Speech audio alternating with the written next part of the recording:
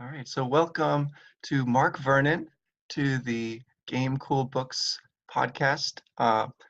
I've never met you before, but I got your name from Rory O'Connor over at the Owen Barfield website, and he suggested that I talk to you. And so I reached out, and you've been very gracious to offer some time here to talk and answer some questions about Philip Pullman, the Golden Compass, and related matters. Could you just introduce yourself a bit here so that we know, me and the audience, I guess, where your background is and how you found Philip Pullman and some of that sort of thing? Yeah, well, thank you very much for reaching out, and I'm very glad to speak. So I'm a UK-based psychotherapist. I live in London, and I write as well, and do it's a journalism as well as things of book length. And in fact, the first time I met Philip Pullman was through a mutual friend, and I was writing a book about humanism, and the book was looking at the deep history of humanism as much as humanism in the 20th and 21st century. So, for example, Renaissance humanism. And Philip Pullman was well known for endorsing Richard Dawkins' book, which was relatively new at the time. And I said to him, "You seem to me like a really bad atheist because you're so interested in alchemy and spirits and other worlds and all sorts of things which don't seem to fit the materialist paradigm." And the upshot of our conversation was that he agreed to write an introduction to this book I was writing on humanism, which include this deep history of humanism and the Renaissance humanist interest in the occult, for example, as well as other things. So I met him there, and I loved his books very much. And I've been in touch with a little bit about Owen Barfield as well, who was one of the Inklings. So he's one of the less famous Inklings alongside C.S. Lewis and J.R.R. Tolkien, although both Lewis and Tolkien said he had the best ideas. And of course, Philip is based in Oxford as well. And so there's kind of a few ideas and common threads knocking around. Oh yeah, yeah. I hadn't really read much Barfield. I've heard of him, right? Yeah, through those connections with C.S. Lewis, J.R.R. Tolkien. How do you? I know his writings and ideas sort of focus around the idea of the evolution of consciousness over long periods of time. Sounds like that's something that you've studied quite a bit. How do you see Pullman fitting into that conversation about the evolution of consciousness and carrying it forward, or what is he doing with that idea? Perhaps a little sketch of Barfield's idea Yeah, would help, and that definitely. people get a sense of whether they feel Philip Pullman's work is fitting in or not. So Barfield had this idea that over periods of sort of cultural time, so over the last, say, 3,000 years particularly, you can track shifts of human consciousness, by which he just meant the experience of what it is to be human in relation to the natural world or in relation to gods. And he thought that had changed very dramatically. He realized this through his study of words. He was a philologist, and hence a link to Tolkien as well, and realized that a lot of words that you can say read in Homer or Plato actually captured a completely different world experience from the one that we inhabit now. So just take a word like theory. My PhD was on Plato, and the word theory is a key word in Plato as much as in modern science and investigation.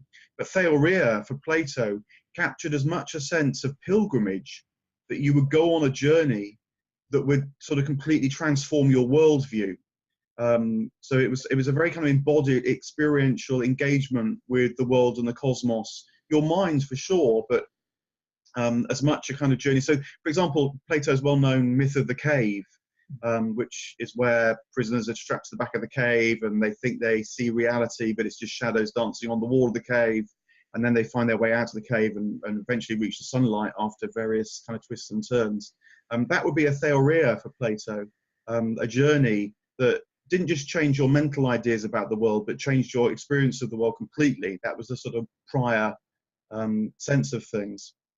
So that started to shift, Barfield thought, and particularly at the beginning of the Christian period. He thought that the reason why Christianity is so successful in the West is because the life of Jesus and then people's reflections upon it too kind of brought this all together, and in particular brought together a pivotal sense of the individual in all things. That the individual, for example, started to gain a sense that they had something called free will that doesn't really exist in the ancient world.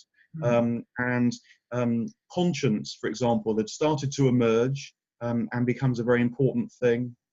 And a whole sort of group of things that we regard as absolutely fundamental to being an individual really were brought together in the Christian dispensation. So that was a sort of middle period that Barfield got interested in. And he argued that now in the modern world, we've undergone another shift of consciousness, another way of participating in the world. Participation's a key word for him, this sort of sense of how we share, know, whether we feel we have a porous or a buffered self, how we regard ourselves in relation to others, to gods, to mortality and immortality, all these kind of experiences that are often associated with spiritual wisdom traditions. They've shifted again very dramatically in the modern world, and understanding what that's about is very much part of our challenge today. Some people become atheists, others become agnostics, some become sort of more conservative and try to hold on to older religious traditions. Barfield himself felt that we needed to work out how to engage with the world anew, that this kind of evolution of consciousness, these shifts, they have a downside. They leave us feeling alienated and disconnected, for example, but they have an upside because they intensify our sense of self and in principle, at least potentially, enable us to re-engage with the world once more afresh in new and vivid ways. So I think that Philip Pullman knows about Barfield. He's sort of in the Oxford milieu. He would have read, I imagine, bits about C.S. Lewis, who of course he detests. But nonetheless, Barfield and Lewis had big arguments. So he might have found something that he preferred in Barfield than in Lewis. Although Barfield was very clearly a theist. In fact, he was very influenced in the later parts of his life by Rudolf Steiner, who's a kind of German mystic and philosopher. So I'm sure that Philip would start to feel a bit queasy at that point. But nonetheless, I think Philip Pullman's engagement with different consciousnesses, our own consciousness and how it can be manifest in demons and so on. The sense of journeying in his book, his books are all about journeying and discovering new worlds as that unfolds. These are quite sort of common themes in a way. They're not just Barfield's idea, but if you read Philip Pullman with Barfieldian eyes, you start to feel he's picking up on something that Barfield articulated quite clearly. Yeah, I think that would be a really interesting lens to look at Pullman's work. And I don't know that anyone has undertaken that yet. I could just be ignorant of the scholarship that's out there. But it's something that, as I've been going along, I've been trying to read some of the academic work that's been done so far on Pullman. And I'm finding less of it than I expected, actually. But again, that could just be my own myopia. But so in this sense that we're trying to maybe contribute something to that, what do you see as the most fruitful lens to read Pullman via humanism, via philosophy and ancient myth, as you've sort of mentioned, maybe Platonic or Homeric or other mythological frames, philological, like Lewis and Tolkien and Barfield, within that general milieu of Oxford and the Inklings? I think these are all sort of candidates, but do you have a thought on what you would say is the most fruitful way to unpack more of what's in Pullman than has been explored so far? Well, maybe a common sort of subject area that might make a lot of links in the ways you suggest there is Philip Pullman's psychology, the psychology that's operative in his books. So one of the things that's hugely well known and hugely appealing about his books is how he sort of objectifies psychology in the creation of the notion of demons. That demons are, as it were, our inner world made manifest in some way, and that much as I work as a psychotherapist, and one of the things which you try to foster in psychotherapy is people befriending their inner life, rather than their inner life being something to be afraid of, or that they feel very ambivalent about, to befriend your inner life. And people are, children particularly, are completely friends with their demons in Philip Pullman's books. And of course, it's very traumatic when the demons get separated and all that as well. So I think that sense that the inner life has a real vitality is very, very rich. Where my understanding of Philip Pullman's stops, and where someone like Barfield will carry on, is that I think, certainly in his essays, Philip's very clear that he thinks it's just intrapsychic. It's just, as it were, what's going on in my mind that's relatively isolated from your mind. We have to make quite a lot of effort to, as it were, share what's going on in our minds, we humans rather than his characters. Barfield thought that wasn't the case, that in a way the contents of our minds are only partially our own, but that a lot of our thoughts are themselves objective. If I think 1 + 1 = 2, for example, that's not my own thought. That's a thought that I share with you, and is almost sort of share with the cosmos. Barfield has a much more porous sense of the mind, and that the mind, the contents of our inner life, are actually spiritual entities, or all sorts of entities that exist on their own, actually, that our minds kind of tap into or use or relate to or don't relate to. Mm-hmm. And this makes him much more sort of spiritual, you might say. Whereas I think Philip Pullman wants to stay squarely psychological, and he wants to kind of reduce it to psychology, even though it's very beautiful the way he talks about it. Yeah, well, so he does this metaphorically in his works, right? He has occult forces and the witches and the armored bears, and of course the demons are all manifest, as you say, but it's in the context of the narrative. It's his sort of story. It's not his actual physics or metaphysics exactly. And if you could say a little more about what you mean by befriending your inner life, or your relationship with your demon, right? To put it in the context of his dark materials, what does that look like? What's the process there? What are some of the obstacles to that, and how do you overcome them? Well, I think part of the appeal of his dark materials is that it does treat inner life as having not just a vitality, a sort of sense of aliveness, but as being alive, with discrete entities. The demons are discrete entities, and the witches are different kinds of beings, but the point is they're sort of beings as well. So I think that has a huge appeal in an age where people are quite inclined to think that their brain just sort of produces consciousness as a kind of byproduct. People will often say in conversation, "Oh, it's just my amygdala firing," or I'm having a serotonin rush, or something like that, as if it's pure neurochemistry. Now, I work in a hospital, a mental health hospital, and it's relatively rare for psychiatrists to think that that's really the case. It's just, but somehow it's percolated out into the wider culture, that we're very ambivalent. Is it just chemistry, or is there a kind of real vitality here? And I think that the way that Philip Pullman absolutely sort of nails it and says, no, there's a real vitality here, and here's a way of enjoying it by reading his books, is really admirable, and would be certainly part of the appeal. And the idea of befriending that, do you think that has to do with this process of enjoying stories and things like that, or what all goes into that? Yeah, well, so working out how to have a dialogue, I guess, with your inner life, how to talk to it and address it, and that can partly be done by talking to others. And we all know that in friendship, or when we have people we find difficult, this stuff gets fired up inside us. So we, as it were, project it onto others, and then it comes back and talks to us again. Dreams, I think dreams are a time when our inner life kind of takes over, and our waking consciousness, our ego, as it's often said, sort of steps to one side, and this inner vitality kind of runs with its own life.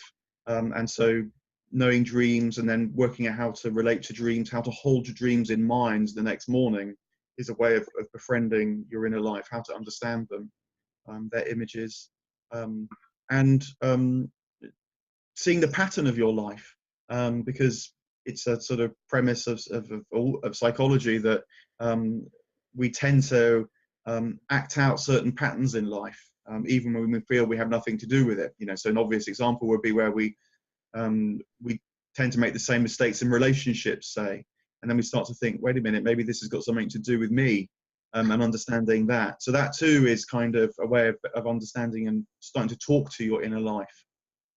So that's what I mean by befriending it. Yeah.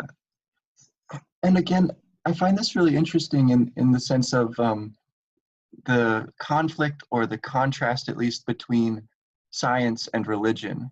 And it sounds sort of like your concept of psychotherapy and psychology is dealing with sort of the boundary between those two sides, where on the one hand you're not reducing everything strictly to material processes and saying positively that that's all there is. On the other hand, you're not fully in the world of the occult or the spiritual. You're sort of navigating the space between those two things. It sounds like, to me at least. Is that a fair characterization? Yeah, I mean, I see essentially matter as the manifestation of,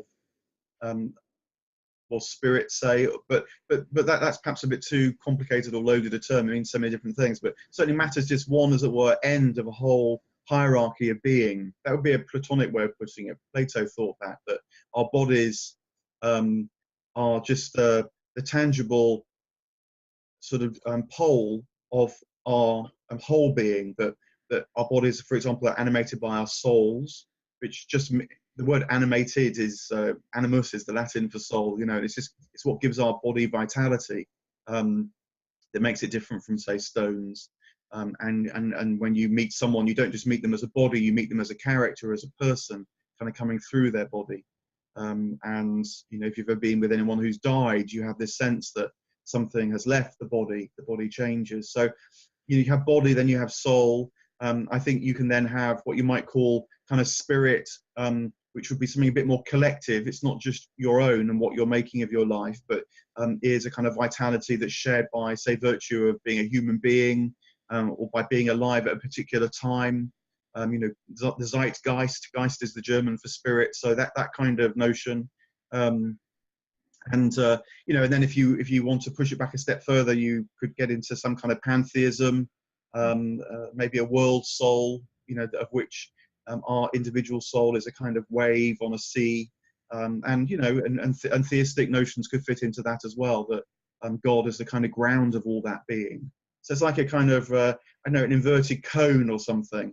And we just are conscious mostly of the tip, which is the kind of physical presence and the animated quality of the physical presence.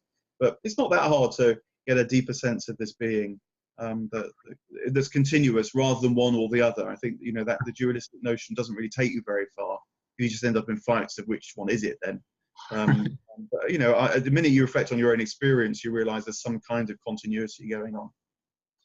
Yeah. So with that in mind, I think it'd be interesting to look a little more at the way that the witches operate in Pullman's world, because they have an interesting relationship to their demons, where they have this ability to separate from them. They can send their demons far away, and Pullman explores this a little bit as he goes along. It's sort of first introduced because the goose demon appears without her witch, right? And this is sort of very remarkable to Lyra at the time. She's never seen something like this before. And that's sort of the first hint that there's something going on there. But it's not till the very end of the whole series that we sort of see that the witches have a process or a ritual by which they voluntarily, they undergo this separation voluntarily, and that this is quite different from the kind of separation that the experiments in Bolvangar have been attempting to do with the severing by the guillotine, the silver guillotine, right? or for example, what Lord Asriel does at the end of the book, which is so horrifying, where he causes the separation between Roger and his demon, and it releases this energy, right? And so, what is that voluntary separation then? How would that fit into this scheme, and how would that go towards forging a deeper relationship ultimately with yourself, with your inner friend or your inner life? I think the way I understand it, in terms of relating it to a human experience, would be that it opens up the possibility of relating to your inner life in a different way. So the way that I've described so far is getting to know yourself, you might say, in order to enrich or deepen or resolve issues in yourself, in your own particular life, or maybe in relationships. So it's kind of focused towards yourself. But my sense with the witches, and certainly with what becomes possible in human life, is that instead of using your inner life as your own, as it were, possession, you can start to use it as a kind of sense organ or an antenna that can actually reach into the world. So, for example, if I'm afraid of something, rather than thinking I'm afraid, I must sort that out, maybe I can, as it were, take a step back from my fear and learn something about what I'm afraid of. It becomes sort of truth-bearing or information-bearing. So it tells me about the world that's out there, as it were, rather than just my own inner life. Now, the common word for this would be kind of intuition or inspiration. Anyone who's done any kind of investigation, I think, has to learn this technique to some degree, being able to tolerate what's unknown in order that they can then get to know what's unknown and start to have ideas about it. So creative processes involve this. Scientific investigations do. To go back to Plato again, Socrates was very clear that you won't get very far in understanding life unless you can tolerate the unknown and uncertainty. And it's at that moment where you can tolerate what you yourself don't know that the world starts to really grow. So it's not about, as it were, denying your responses to the world, but it's using them in a different way in order that they become, as it were, the first step into the wider world, and they become, as it were, a first sense of what might be in the wider world, that's not just you, that's beyond you a bit. Yeah, and that's really interesting, because I think that ties in then with Pullman's scheme about the demon being able to change up until puberty and then assuming a fixed form. The animal that sort of represents you in a really close fashion, and I guess the kind of exploration that you're describing there does have a quality then of limitation as well, right? You do have to sort of lose something of the intimate experience of life if you're going to step back and sort of observe it a bit more, and allow yourself to not really understand it at first, right? Kind of have that patience, or that withholding of I don't know, impetuousness that you see with kids who want to just get in there and find out what's going on. How does the sort of changing aspect of the demon, how do you see that working in a psychological fashion? I think it portrays knowing yourself, that the children, they don't know themselves so well, and they often have discussions with their demons. Should we do this? Shall we do that? Don't do that, I'm afraid. All that. There's a lot of that kind of exchange going on. Whereas with the adults, when the demon's settled, I think the settling of the demon is the sense that the person has, well, maybe not always consciously got to know themselves. Maybe the more admirable characters or the more powerful characters in Pullman's books are the ones that have got to know themselves, and so they're, as it were, focused in their adult life on the world. There are plenty of adults you meet that don't know them so well, but their demons are still settled.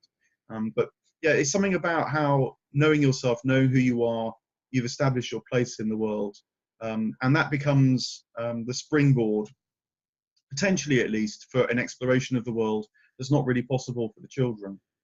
Yeah, yeah, and this also, of course, connects with his other huge theological concept of dust. That he sets that out right in the front of the book, with Lord Asriel talking to the scholars and Lyra hiding and observing, and she becomes fascinated. She doesn't really know why, um, but uh, what do you think that dust is sort of representing for Pullman, and how does it help us understand some of this process of self-awareness, of recognizing our own strengths and limitations and fears and interests? Um, what do you make of dust? Yeah, I don't know quite whether this would be what Philip Pullman would make of it, but I take dust to be a representation of the many, in, so that the particular nature of mortal life. It's fragmented, sometimes nature. It's made up of many different parts. And the question then becomes is how do the many parts relate to the whole, or to a unity, to oneness? And again, this is an ancient kind of question that philosophers like Plato have always tried to address. You know, is it a kind of aggregation of the many that comes together to make the whole, which would be a more pantheistic view? Or is it that each individual part reflects or mirrors the whole? So it becomes a kind of microcosm of the macrocosm. And that would be a more theistic view, the idea that the unity of perfect goodness is reflected in 1,000 fragments, or 1,000 particles of dust. And I think you get different images that are sort of toyed with in the mystery of dust through the books. And I think that, you know, that the fear of dust, and in the kind of Christian interpretation of it, of being associated with sin, you know, that's painted very darkly in the books, but it comes from a human anxiety about how the many things might hold together into one, or is it all just kind of about to disintegrate into dust? But the more visionary side of dust, it has this kind of luminous golden quality, that as it were, all the particles reflect the gloriousness of reality. So the relationship of the one to the many, is it just, you know, a kind of smattering of particles, or is each particle itself a kind of microcosm that reflects the macrocosm? That's interesting. Yeah, I think some of the first conversations Lyra has about this, she's really keen to show off what she knows about dust that she's heard, when she's in one of her lessons with Mrs. Coulter. And Mrs. Coulter immediately becomes very tense. And Lyra sort of slowly becomes aware that she said something wrong, or that something's going on that she doesn't quite understand. I find it really interesting that, like, the discussion of dust itself is such a big part of the story. That would be like a level of becoming aware of your awareness, or something like that, or like becoming aware of the problem of the many and the one in the way you're describing it. That consciousness of there being a problem, of there being maybe an insoluble problem or a paradox or difficulty, that seems to be really key to what Pullman's doing in this story, because as the narrator, he isn't really on the hook to fully disclose, right? Instead, he gets to sort of describe and explore and show you the journey that understanding takes, and leaves it up to the reader to come to their own final understanding, or maybe just to continue to work it out, you know, after they put the book down, or to completely forget about it, I suppose, if they're not interested in it, or if they have other things to do, right? So it's like, as the storyteller, Pullman gets to kind of pose the question and make it, you know, put a point on it a bit, right? This is a real difficulty. This is really serious, and there's something at stake here. But he doesn't have to, as a scientist or a religious authority would, he doesn't have to really make his theory, right, or his dogma plain. It remains sort of open. What do you make of that? How does that fit in, then with the maybe the more psychological, like what you do as a psychologist? Is it sort of similar? You sort of maybe pose questions for people and allow them to explore them. Does that comparison make Yeah, sense? I mean, it's really interesting. And what springs to mind as you describe that is that the resolution of these enigmas, of this experience of life, is only really found in experience. You know, dogmas at best try to point, and of course, you know, Philip Pullman's very keen on this. They also trap. Dogmas trap. But you know, when they're working well, they kind of give you a hint or a nudge, or they point. But because the truth can only really be known in your own direct experience, and when you, as it were, waken up to how the many relate to the one, then you know, and you can sort of talk about it and try and nudge other people in the same direction. I think that the narrative form that tries to take you on a journey, again, a sort of an old notion of theory about dust rather than the modern notion of theory. The old notion would take you on a journey that helps you to experience dust and to have different takes on it, that you can then weigh in your own heart and your own experience. And it's that gradually that builds up a complete picture. So it's a direct relationship to it rather than a kind of neat summary that then causes all sorts of tensions and problems, and figures like Mrs. Coulter get very committed to one take on it and can't tolerate other takes. Yeah, yeah, that scene is, I just read this part, so I'm going very slowly through the book, and so I was looking closely at how she holds back her demon, right? Her demon is like the scariest thing in the book, really. It's this golden monkey, and she holds it back during that confrontation as Lyra is sort of becoming aware there's some problem here. And then in the next confrontation, when they're right before the cocktail party, her demon leaps on Pantalaimon and pins him down. You know, so there's this kind of explosion of that tension that had been built up little by little. That conflict that can erupt between opposing viewpoints, it can become very violent. I take it to be kind of Pullman's main problem with religion is that it seeks to sort of oppress, to pin down other exploration, even not a complete concept yet, but even the exploration of ideas, it seeks to limit those. And I guess I don't know whether that's really true of religion anymore. I know that historically that has been the case. There's lots of gruesome examples, but I guess I just don't. I suppose with some fundamentalist sects and things like that might be the case, but I don't know that his critique of religion as it's portrayed in the magisterium, right, and characters like Mrs. Coulter is really all that accurate to modern religions or contemporary churches and faith communities.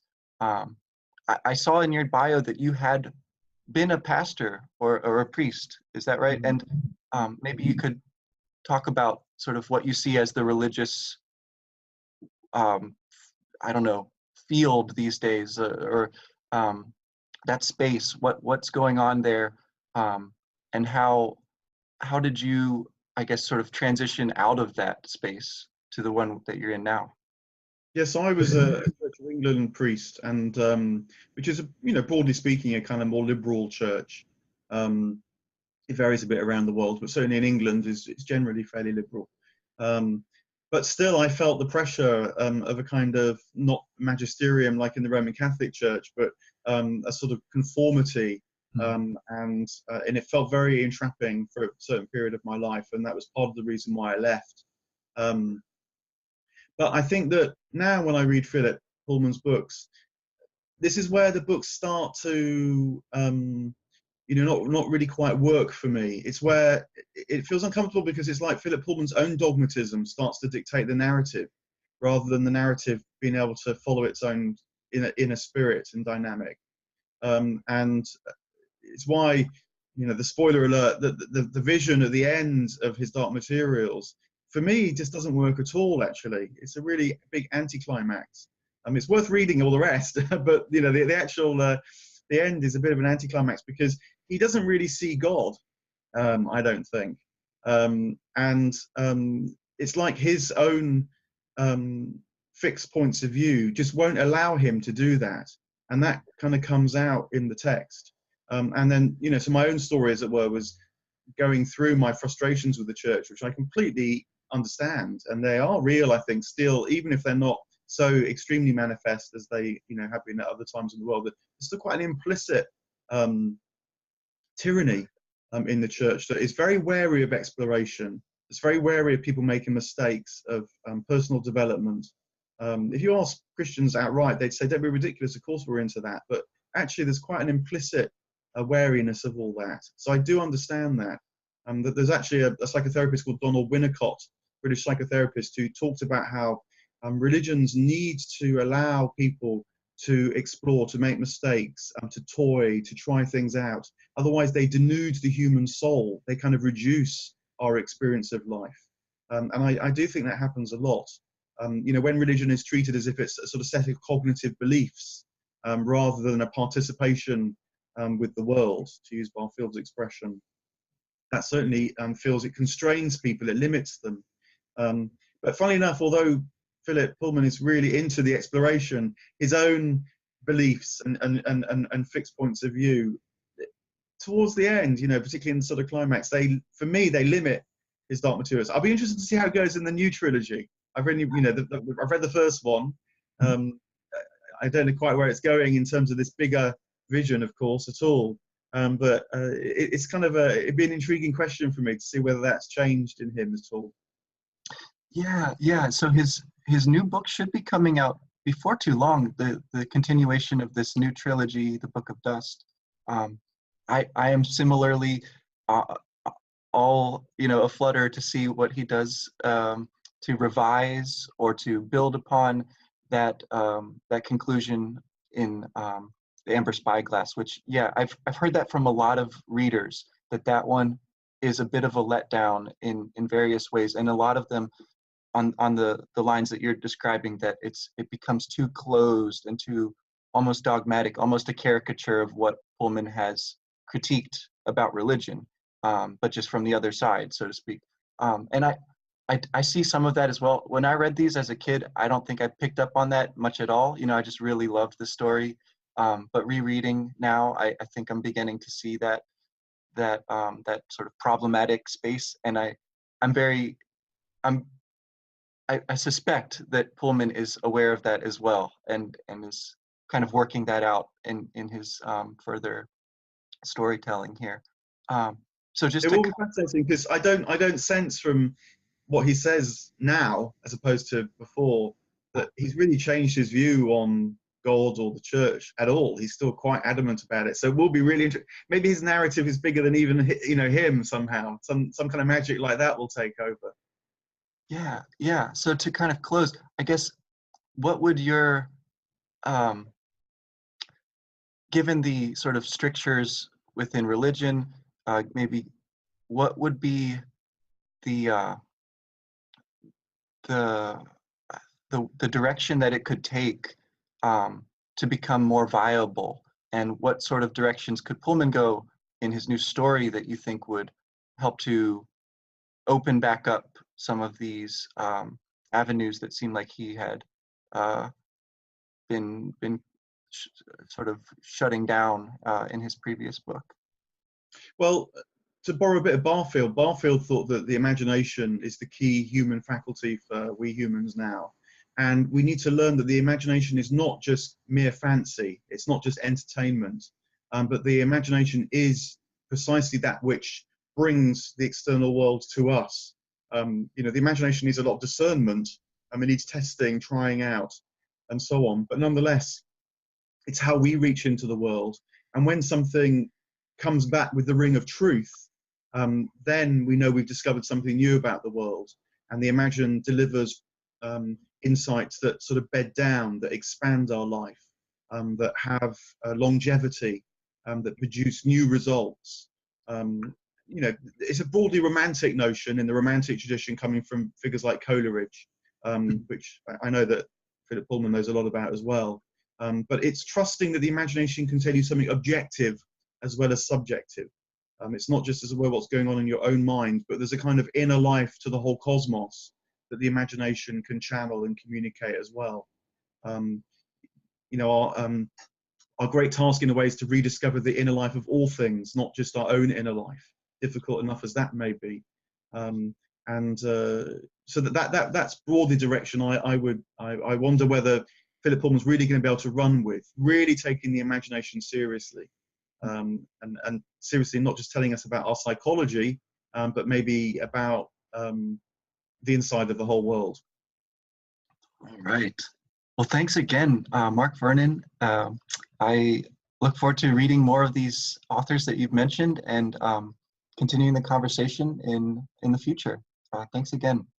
Yeah, well, thanks very much for picking it up. It's really fun to talk. All right. Well, I'll let you go. Thank you again to Mark Vernon for joining me on this episode.